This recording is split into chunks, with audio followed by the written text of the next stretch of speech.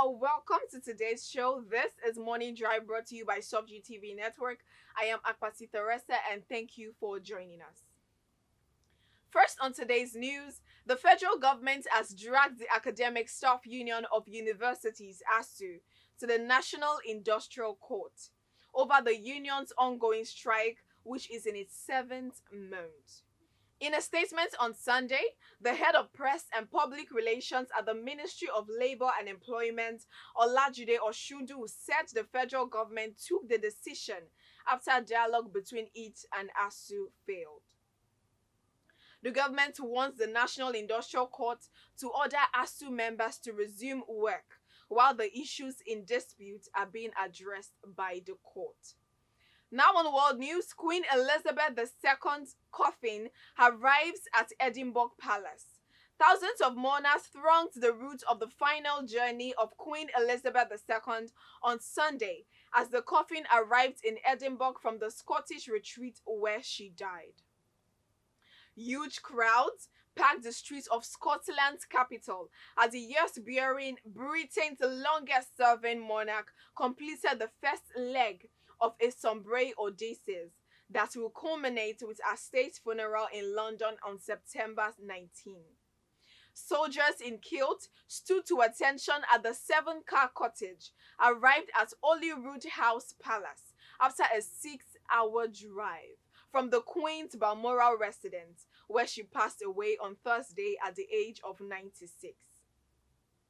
Now in Nigeria, Senior Advocate of Nigeria Femi Falana has faulted the nomination of 14 persons for the confirmation of resident electoral commissioners for the Independent National Electoral Commission (INEC). In a statement on Sunday, Femi Falana said President Muhammadu Buhari failed to comply with the provision of the Constitution in nominating the 14 persons. According to him, the president had previously consulted the Council of State to appoint the chairman and members of INEC in compliance with the provisions of Section 154, subsection 3 of the Constitution. On each occasion, the president consulted the Council of State before submitting the names of the nominees to the Senate for confirmation in line with Section 154, subsection 1 of the Constitution, he said.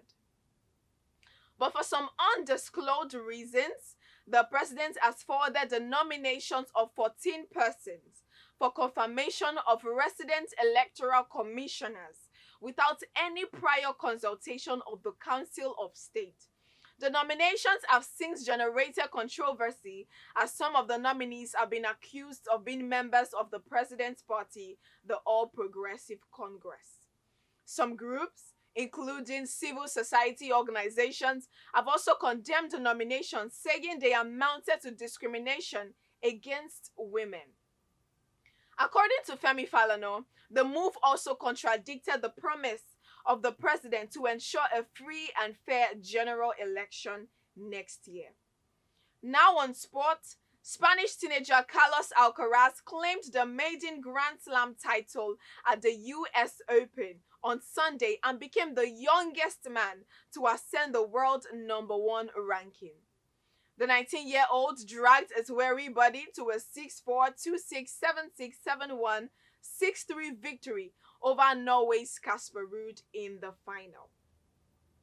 Alcaraz, the first teenager to claim the top ranking, is the youngest Grand Slam men's champion since Rafael Nadal at the 2005 French Open after a performance that yielded 55 winners and 14 aces.